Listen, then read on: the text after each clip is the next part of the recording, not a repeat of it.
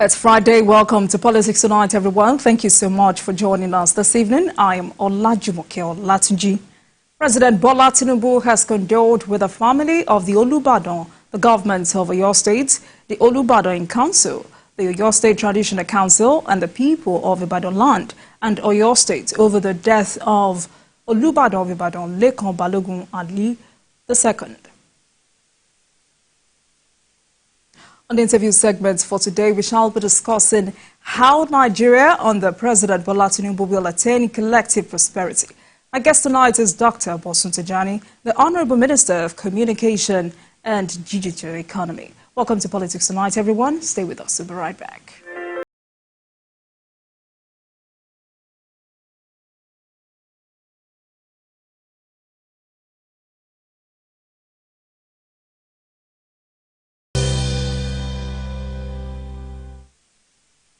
Welcome back, everyone. You're still watching Politics Tonight. Now, let's begin with some developments in the polity. The Minister of Communications, Innovation and Digital Economy, Bosun Tijani, says data sharing in government establishments is key to achieving good governance. The minister spoke at the Communication Stakeholders Meeting of ICT heads of ministries, departments and agencies in Abuja. He said data sharing within government's ministries, data departments and agencies will help reveal bigger pictures of government operations. Bosun Tijani said the move will aid efficient decision-making and block fraudulent activities, stabilize the economy, save cost of operations and set government priorities right at all times. Sitting in different MDAs or in silo, so you actually don't have a true picture of the entire government. So making it difficult for policy making, but also in some cases even for the president to see the entire overview of what's happening. So we've decided this one will focus on data exchange, where we start to have conversation on how we build a framework and standard to ensure that the data being collected by different MDAs can be plugged together. And it's then easier for someone from the police to see the data set that is being generated for maybe social services, for instance, or when you give birth to a new child, you know, that the Ministry of Education knows what is coming from the pipeline. So we can have that seamless integration of data. Let's take a short break, and when we return, it will be time to speak with our guest of the day, Dr. Bosun Tijani.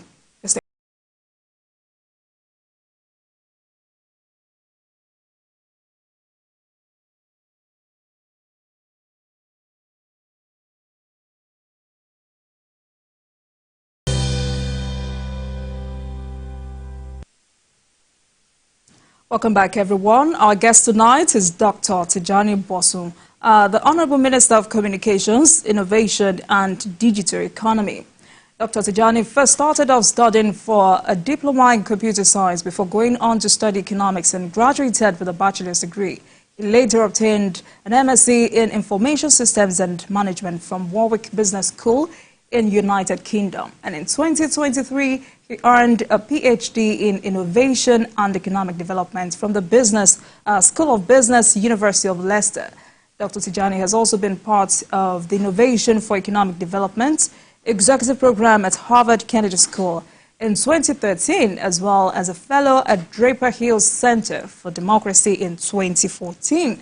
Before CC Hub, Tijani also worked with the International Trade Center, Geneva, Switzerland, as a fellow researching on trade development with particular emphasis on enterprise management development. Honorable Minister, good evening to you. Thank you for joining us tonight. Thank you, Olajumoke. Good evening. Right. So before we get neck deep into the issues on the table for tonight, tell me, how has it been for you as an entrepreneur working in government, especially as a minister? Well, I think it's been extremely fulfilling, if I can use that terminology. I typically don't describe myself as an entrepreneur. I like to describe myself as a builder. And I think as a builder, being in government, particularly under the leadership of President Bola Ahmed Tinubu, is a fantastic opportunity to help build the nation that we all would like to see in Nigeria. Working for government gives you the opportunity to help build at scale for our people, especially in a country like Nigeria, with a lot of opportunities. I think most of our challenges present themselves as challenges, but they are indeed opportunities for us to build a nation that is resilient and can contribute to the development of the world as large. So I have to say I'm having a fantastic time. I would like to believe that it's also just because the president is extremely pro-business, is a man who cares deeply about building for our nation. So that may also be why I'm lucky to be part of government at this time. Get back. Let me go as far back as October, when you released a 31-page blueprint titled Accelerating Our Collective Prosperity Through Technical Efficiency, revolving around 5 pillars. You talk about knowledge, policy, infrastructure, innovation, and trade. And in your words, these 5 pillars will spur rapid development. Where are we on each of these pillars? Yes, I think the 5 pillars were largely based and they drew inspiration from the agenda that the president set out at the beginning of this administration. If you follow the development within the government since inception, just about, I think, going to nine months ago now, there were 8 presidential priorities that was put out there. And these priorities formed the basis for all the activities that you're seeing within the government today. And they were very clear on a number of things around creating economic opportunities and shared prosperity, ending poverty, harnessing human resources, finding lasting solutions to our security challenges, but also include things around rule of law as well. So when I was appointed in October, I think the focus was largely on understanding how the communications and digital economy sector can contribute to those presidential priorities. So we carefully spoke to a significant number of stakeholders within the private sector, within this sector, but we also looked at what's been done and accomplished largely within the communication space in Nigeria over the years. As many people will know, Nigeria is probably one of the highest grossing when it comes to the communication sector on the African continent. A lot of the technology players within our sector are the largest on the continent. When you look at the telecommunications space, for instance, the likes of Glo, MTN, Airtel are some of the largest telecommunications companies in Africa, and most of those companies operate solely or partly from Nigeria. You can also see that when you look at the technology startup space, Nigeria is home to a significant number of the unicorns. These are businesses that are worth over $1 billion. Most of them founded by Nigerians out of Nigeria, now operating across multiple markets. When you look at the contribution of the sector is doing anywhere between 15 to 18% to our GDP. So this is a sector that has a lot to say in terms of how we raise the level of productivity in our economy. And for those who follow digital technologies, you understand that the role of digital technologies in really raising productivity has been well documented. For the economists that may be listening to me, they can attest to how total factor productivity, which is the part of production function that is not dependent on labor and capital and largely dependent on technological innovation, account for the progress in society. So we try to look at how, as a sector, we can deploy technology to contribute to the president's agenda. And of course, the president was quite clear as well. He mentioned the need for us to create 2 million jobs. He talked about the need for us to feed ourselves as a nation by strengthening our agricultural sector. And we looked at all of those things and we realized that there are 5 key things that we need to prioritize, or 5 key pillars. And those pillars largely focus on knowledge, knowledge which relates to the workforce that we need to drive technology in Nigeria, but also on the continent. But at the same time, we looked at the opportunity that exists in technology globally and realized that there's a shortage in the workforce for technology talent.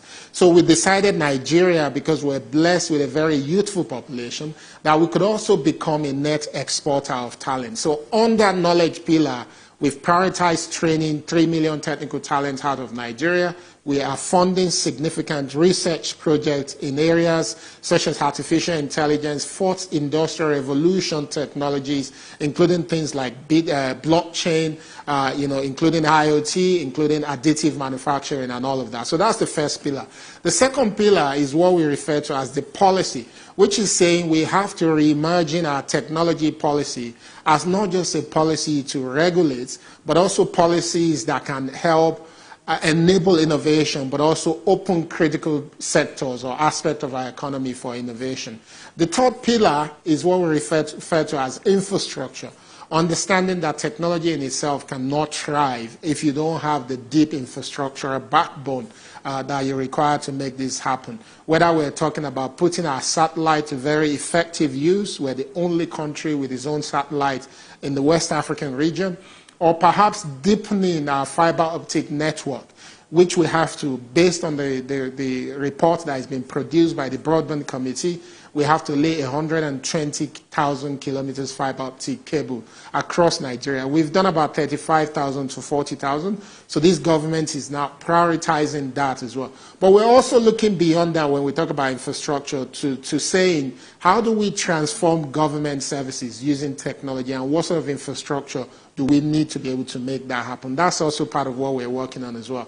Things around NIPOS, reimagining our NIPOS and ensuring that it can provide better opportunities and services to our communities. All that you'll find under infrastructure. And the fourth pillar is what we've referred to as innovation, entrepreneurship, and capital. Understanding that if we do the first one, which is knowledge very, very well, and we have a pool of talent, if we have the right policies in place and our infrastructure is deepened, we still need entrepreneurs and innovators to help us make good use of all that investment. Otherwise, we're going to be wasting our resources. And that's the fourth one. And if we can support our local investors to build technology solutions, either by improving the level of patient capital that is available in the country, we will start to see more innovative solutions. And by doing so, not only are we going to be able to use these solutions locally, and we can also start to export them as well. And that's the fifth pillar, which is trade. We want Nigeria to become a major exporter of technology solutions. We've already started doing this, but we believe we can do much more, at least starting with the rest of Africa under the Single Market Agreement, which is AFCFTA. So we'll come back to those pillars because they will basically form the basis of this conversation for tonight. Some hours ago, you were quoted, or you were reported in the news of issuing a warning against the use of unlicensed radio frequency spectrum. You described it as illegal and liable for prosecution. I want you to shed more light on that. Can you take the question again? It wasn't quite clear. I struggled a bit here. About some hours ago, you were reported in the news of issuing a warning against the use of unlicensed radio frequency spectrum, describing it as illegal and liable for prosecution. So I want you to throw more light on that. I think on a positive note, what we would like to see as a government is actually creative application of our infrastructure and resources as well. So there's a segment of the spectrum that you may refer to as the IMT, which is largely put in place for non-commercial uses.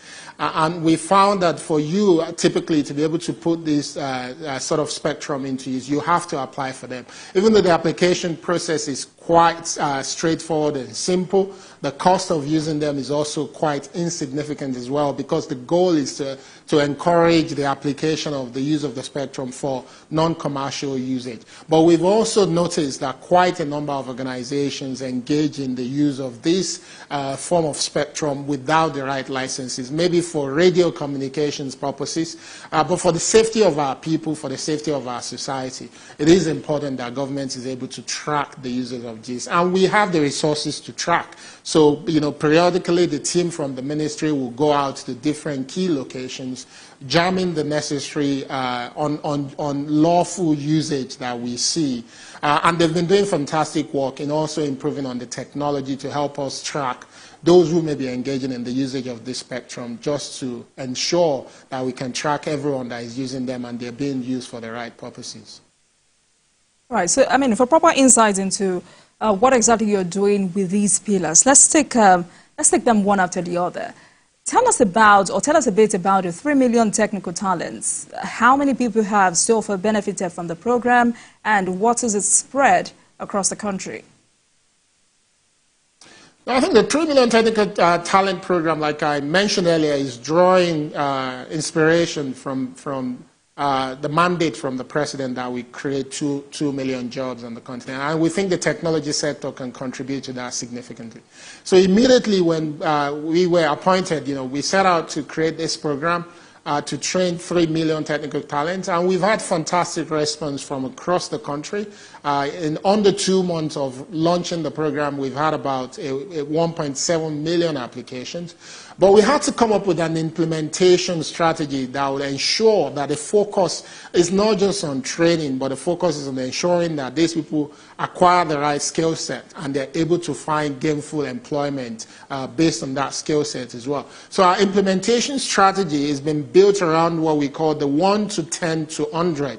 And that approach means that we want to start with a 1% of our target, which is something you call the prototype, and see how we can quickly train 30,000 of that 3 million target that we had. And we started that in November last year. The 30,000 folks are now, I think they're ending their training about this week into next week. We've also now released and moved to the second phase, which is the 10%. So we've released 270,000 people that have been selected to be part of what we call the pilot phase, which is the second phase.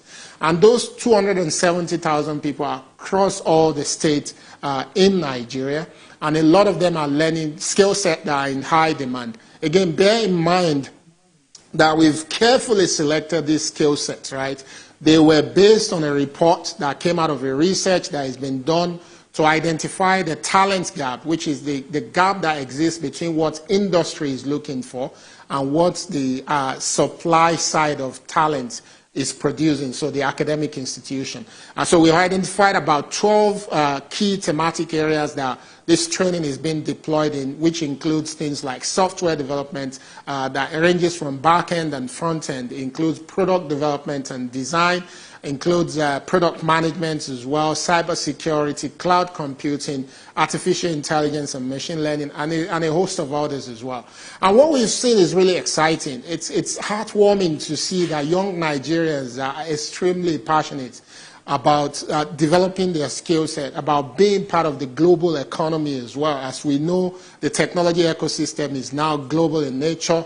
Young people from Nigeria are now getting an opportunity to work from companies remotely that are based everywhere in the world. And that's the inspiration for this. And you can see that excitement coming through in those that have been part of this program. Since about 2 weeks ago, we've now started the process of interviewing. I think we identify over 500 companies that are looking to take on some of these trainees from across the country. And quite a number of the trainees are now going through interviews with most of these companies. And we expect that we'll start to see announcements of job placement for quite a number of them. For a lot of them, it's going to be internship to start with, so that they can get the opportunity to truly put the skills that they've acquired to use in a real business setting as well. And we hope as we continue to do this, we're also going to be exploring opportunities for them to work remotely for companies that are based abroad. We've seen examples of India and how they became a major source of talent for the technology ecosystem globally. But for Nigeria, we even have a better positioning to be able to do so.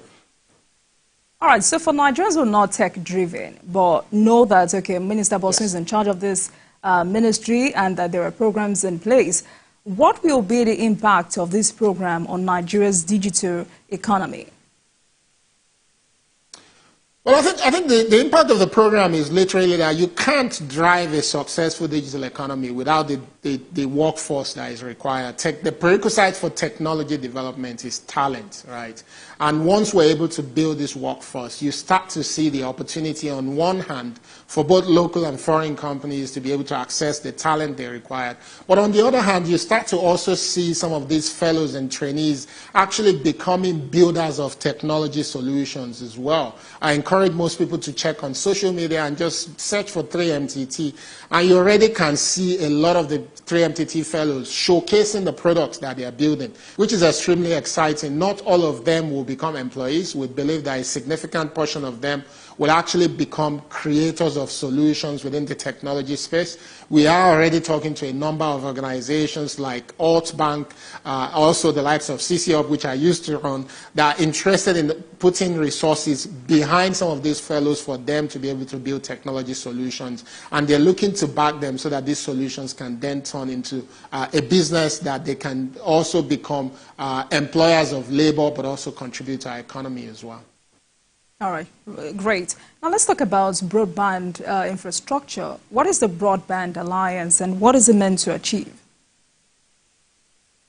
I think the goal of the Alliance is recognizing that, we've seen significant gains from investment in telecommunications infrastructure in Nigeria since the full liberalization of the sector during the late 90s, right? And we can see that benefit across all the key parts of our economy.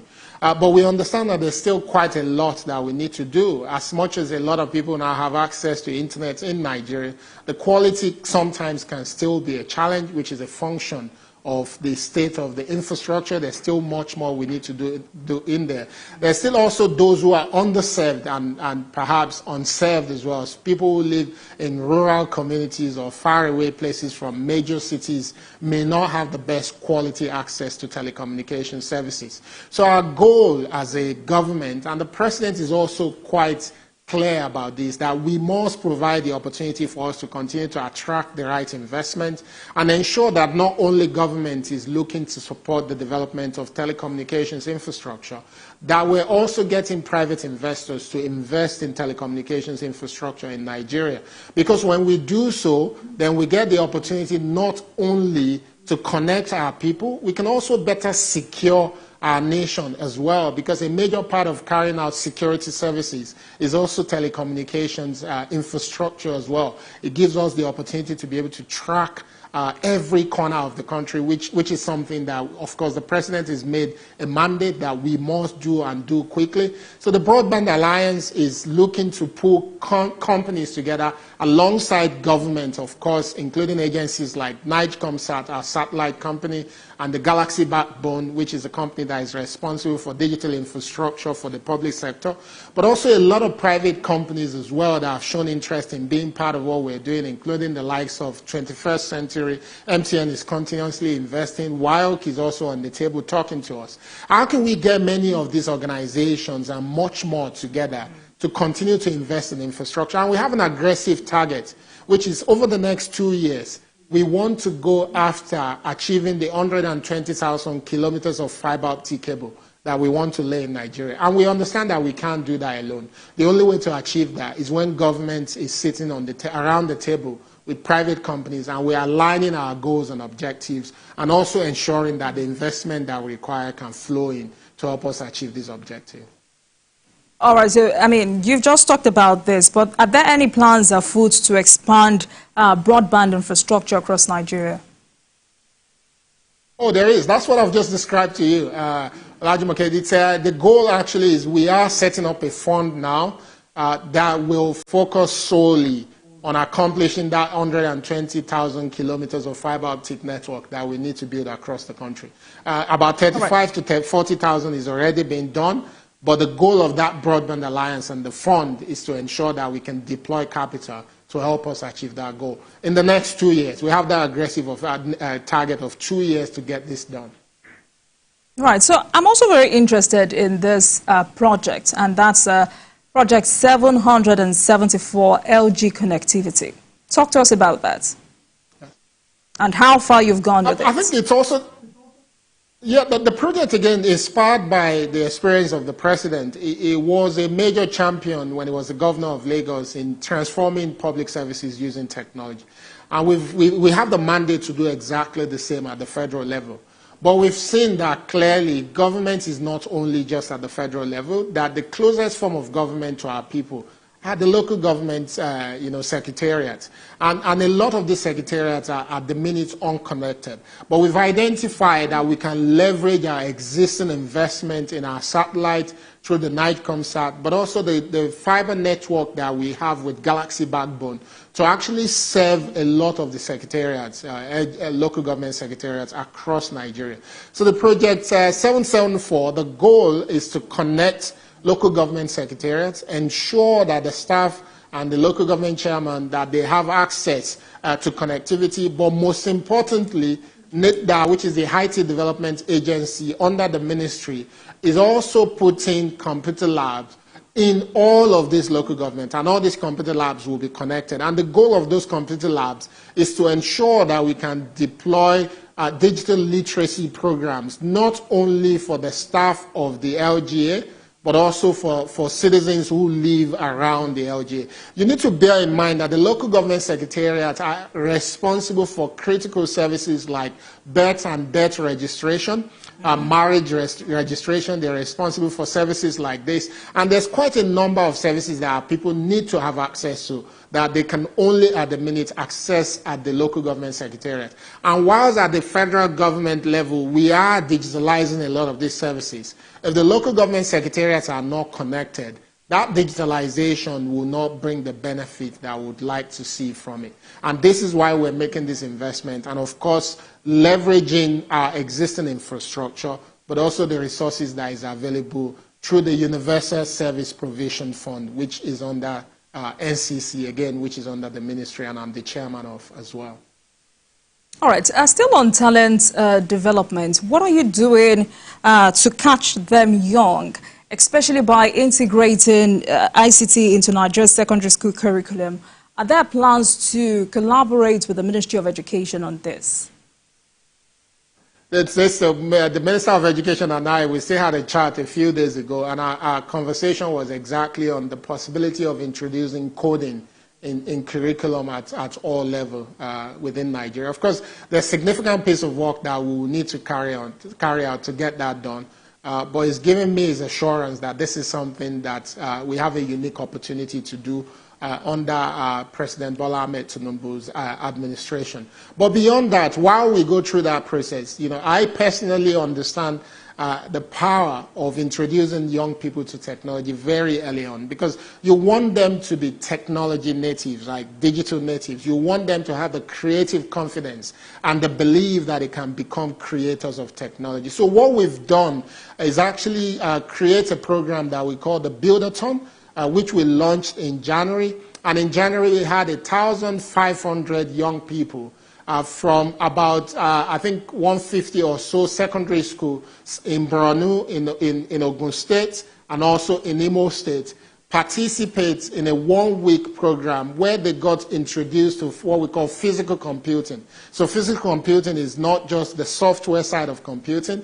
It's a program where you get the opportunity to actually learn about the hardware and how the computer itself works, so that you can be able to build on top of it. And a lot of those young people had the opportunity to not only interact with these machines, they also then ended up building solutions and competed at the end of it. And we had some of them winning in those 3 locations. Our goal is that we can repeat this program perhaps 2 or 3 times a year, where we get to introduce at every cohort, we introduce about 1,500 of them into opportunity to learn about embedded system, and we do that for the rest of our time in the next 4 years or 3+ years at the least. But we're not stopping there. We recognize that to introduce them to this program just under 1 week is not going to be sufficient. Absolutely. So we're now in the process of building a program where we're setting up code clubs in all the schools that have participated. So as soon as they get the opportunity to participate, we set up code club there, we give them the equipment, we train their teachers to be able to continue to expose them to these learning opportunities. And of course, we're tracking all of these to also see the progress that the kids are making as they get the opportunity to be part of these modern day technologies and the development as well. That's great. We're looking forward to that. Now let's go back to Project 774 LG connectivity. What kind of support are you getting from state governors on this? What kind of commitments are you getting from them?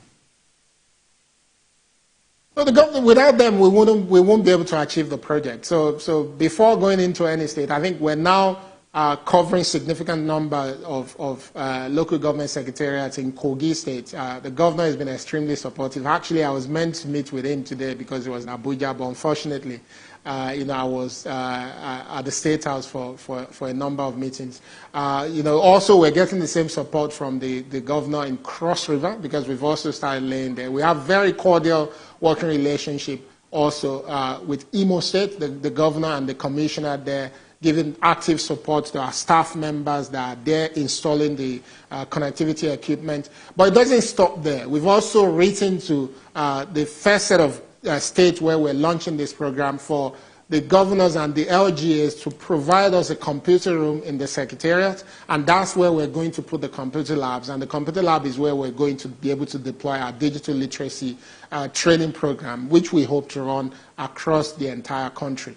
Without them, we won't be able to achieve most of what we're trying to achieve today. But I think there's an understanding that this is a collaborative project which will benefit them and benefit our people all over the country as well. All right. Dr. Tijani, let's take a break, and when we come back, we will continue this conversation. You're watching Politics On.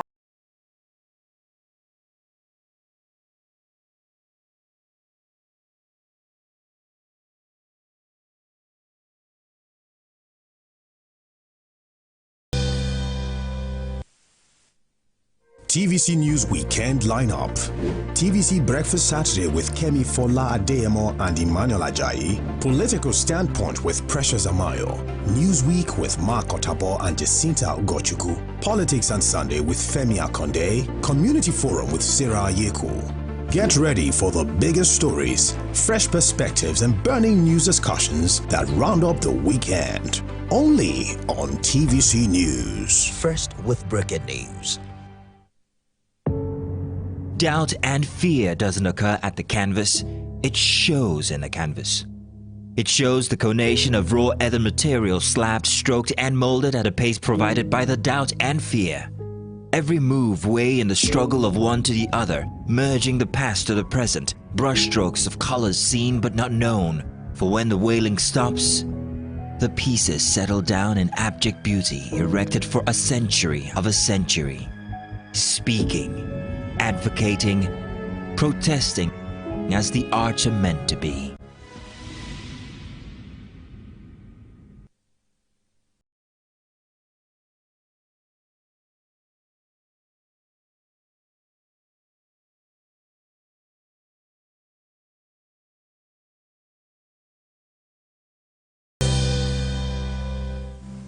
Welcome back, everyone. Thank you so much for staying with Politics Tonight. I've been speaking with Dr.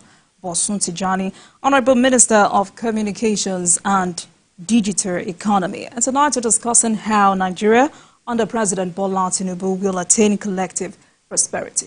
Honorable Minister, thank you so much for staying with us. Now, we understand that you launched a research grant focused on the use of artificial intelligence. What is the idea behind this?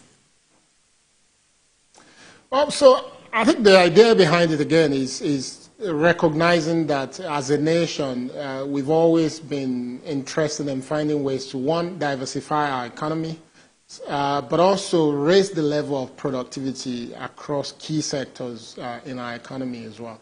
And for those who may not understand, I think artificial intelligence oftentimes sounds like something that is far away and is alien, only for developing countries. But the reality of artificial intelligence is that it offers humanity the opportunity to be able to use large body of data to take informed decisions.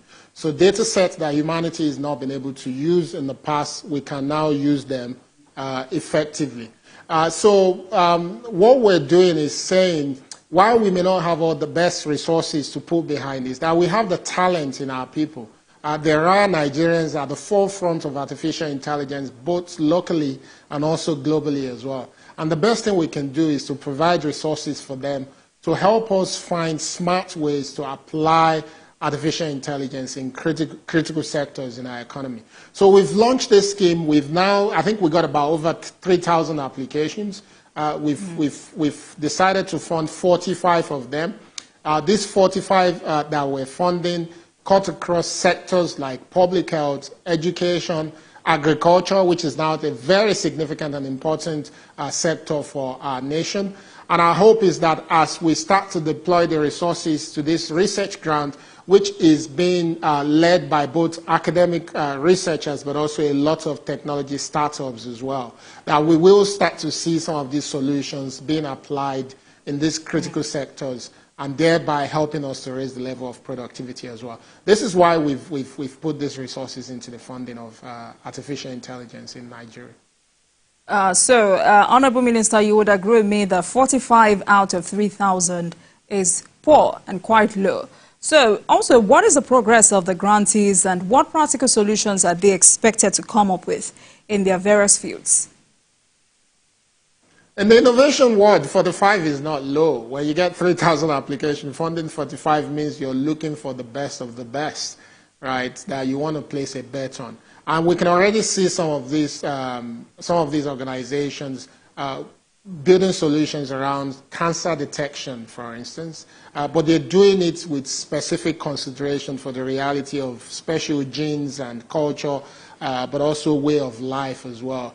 We have some solutions that are focused on personalized learning, helping to improve how learners can get access to the information that they need based on their needs by taking advantage of resources that exist across board. We have some solutions in agriculture, which is now a sector, again, that the President has been pushing actively since inauguration. And some of those solutions in agriculture includes using precision farming solutions to help improve outputs of our farmers. Some of them are focused on better detection of pests, even before they can wreak damage on farms. So we see them cut across key aspects of those critical sectors that we want to see. And we're extremely excited because, again, not only are we asking these researchers and startups to come up with these solutions, we're also demanding that they document their findings appropriately. Because some of the ways in which nations are rated when it comes to research is through publication. And when we publish, we can, as a nation, become one of those leading countries in AI. And by becoming one of those leading countries, then we can attract investment into the development of artificial intelligence in Nigeria. So we're very intentional about how we're deploying these resources, and we're very hopeful that it will have significant implications and impact on our economy. But also, how much support are you receiving from agencies, civil servants, and other partners and stakeholders as you work to achieve these strategic objectives? Absolutely, significant support. So the AI funding or research scheme is being led by NITDA, which is the IT Development Agency. The funding is also coming from them as well. The research side of the project is actually being led by Lagos Business School. So Lagos Business School is the research manager, ensuring that each of the 45 projects report appropriately. So government is not just the only one working on it. Ensuring they report appropriately. Also ensuring that we can set up a special edition in a well-recognized global journal as well, and that's where a lot of the publications will go into. So all the support is coming in. We're also in good conversation with a lot of the large technology companies in Nigeria, the likes of Microsoft, AWS, also Meta, Google, are also being updated on a lot of this development just to see where collaboration may exist and where these companies can also leverage the ecosystem of these larger technology companies as well. Now, some months ago, you revealed that Nigeria has joined 100 million global partnerships to leverage artificial intelligence. And this fund is to support local expertise. How do you identify those innovators who really need this fund? No, for that, partnership is actually something that is being led by the UK government, and they're putting significant resources into it. The goal of that is actually to fund PhD researchers. As you know, artificial intelligence is an emerging field that is growing really quickly. We would like to see more Nigerians also participate in the research community around AI. And that's why we've joined this, which is fully funded by the UK government. And our hope and aspiration is that more Nigerians will get the opportunity to receive scholarship from this fund to actually study, to research, not necessarily study, as a PhD researcher, focus on AI and machine learning as well. And the more we increase the pool of talents that we have in AI and machine learning, the better it's going to be for us to be able to participate and compete globally as well. Because this is a set of technologies that we will not be able to do without as a country and also globally as well. Let's talk about policy, which is the second pillar. I would like to know the kind of policies in place to encourage investment, encourage research and development, especially the protection of intellectual property. I think Nigeria has done quite well around policies, actually. When you look at the last minister, did amazingly well in terms of policy formulation for the sector. I think there were close to 25 or so policies that were produced under the last minister. Some of them include things around the digital economy, the blockchain policy. We have the Startup Act, which was a major breakthrough. But then what we've recognized under this administration is that we would like to take that work forward. Doesn't mean to have these policies in place. We must ensure the implementation of the policies, because that's only when it's going to translate into result and value for our economy. And because the president is extremely focused on economic outcomes, it is important that we don't just come up with policies, that we also focus on the implementation of our policies. So, for instance, the artificial intelligence policy or strategy that was formulated, we're now re-imagining that. We're bringing in April, we're bringing about 120 top academic researchers together, some from Nigeria and about 60 or so from all over the world. Most of these people are of Nigerian descent, but they have the very highest level of artificial intelligence based on the way they've been selected.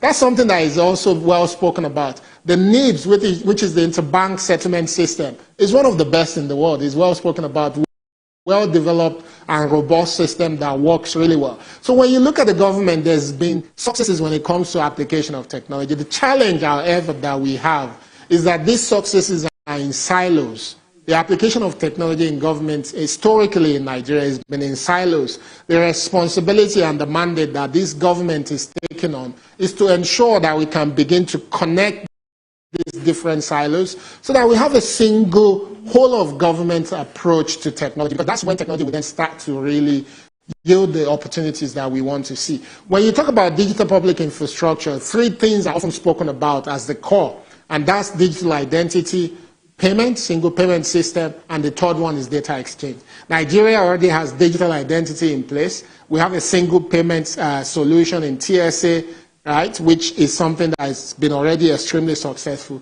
The only thing we don't have at the minute is data exchange, and that's why we're prioritizing that within this government. Once we're able to put a strong data exchange system in place, you will have a government that has a unified approach to technology applications, and that will then empower government to be able to deliver better services to our people and also use our resources more optimally as well. So I think Nigeria is more than ready. I think we just need to bring these different pieces together to really form that single approach that we need to see in government. All right. I mean, no doubt the government has invested a lot in technology. I mean, for instance, NIN. But yet to reap the expected benefits of NIN in security. What exactly is the problem? So it's not under my ministry, so there's little to what I can say about it, but I have a fair knowledge of it as well. And I think it would be unfair for us to say we're yet to reap the benefits. There's actually been significant benefit of NIN. NIMC has contributed significantly to the private sector because it's now a lot easier for companies to automatically identify the identity of people that they're dealing with in Nigeria. But that's not something everyday Nigerian will see. When you apply to most services and they ask for your NIN, what they're doing at the back is confirming that the person they're dealing with is actually the person that they claim they are. And without the work that NIMC has done, it would have been impossible for these companies to do that. The security agencies will not tell you how many people they've been able to identify using the NIN or using the NIMC system. It's a system that has been extremely successful. It's even used for our social welfare program to a large extent, where a lot of the people who benefit from it are often identified from this database. There's still more work to be done to ensure that the NIN becomes the standard, and there is the need for us to start to think of harmonization of the different identity system. You have the NIN, you have the BVN, you have the National Population Commission. There's an opportunity there for us to start to harmonize that so that we can have a single way of identifying our people. But the NIN has been one successful program that, of course, we can improve upon, but we should never talk it down. I mean, it's left for some Nigerians to align with what you just said. But then, what more should Nigerians expect in your quest to boosting digital economy? I think what we're going to see, and in everything I've said, is clarity in our approach to the deployment of technology to help raise the level of productivity across our economy.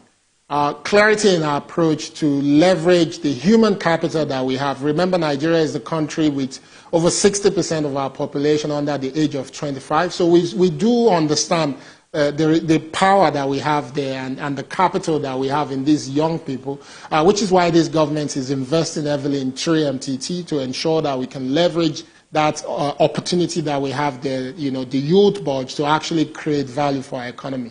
So you will see that happening over the next coming months and years. That investment is going to continue.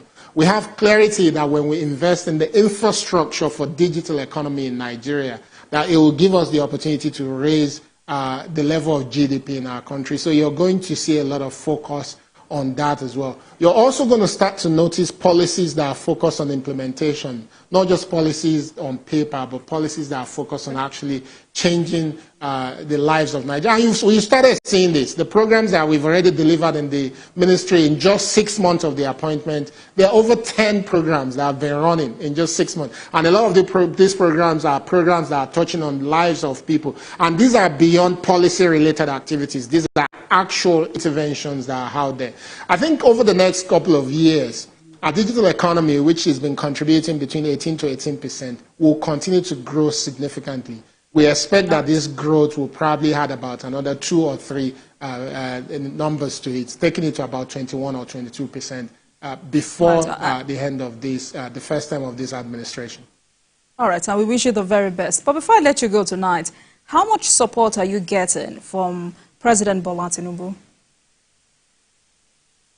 You've seen everything I've said so far. I've been talking about the president. I think I'm extremely fortunate to work under his leadership because the president has strong clarity on the role of technology in society. He's done this in Lagos State. He's constantly pushing. When I go to him for a conversation, not only am I telling him what we're trying to do, he has a lot of input to give as well based on his experience. And he's extremely supportive. For those who know, the president is a very pro-business president. I'll give a quick example. Late last year in December, there's a new company that came and they wanted to bring a submarine cable. Submarine cable is the cable that actually serves internet to nations, to Nigeria. And they said it was important for them to be able to land that cable in record time, because if it takes a long time for them to land the cable on our shores, it will cost them much more money. And I took them to the president, and the president right there approved for them to lay the to lay the submarine cable. The submarine cable is now landed in Lagos and Uyo. And this is why we're still connected to the internet today, because you know there's been a cut in the sea. But Nigeria has now 9 submarine cables, so we have backup cables. That's why we still have internet, while so many other African countries, because of what happened yesterday, are currently cut off. But we are not. All right. Interesting conversation. Thank you so much. It's been a pleasure speaking with you, Honorable Minister of Communication, Innovation and Digital Economy. Honorable, I do apologize, Dr. Bosun Tijani. Thank you so much for joining us tonight. Thank you. We appreciate your time. Thank you so much. Thank you, Olajimake. Thank you. And thank you very much for watching. That marks the end of today's episode of Politics Tonight.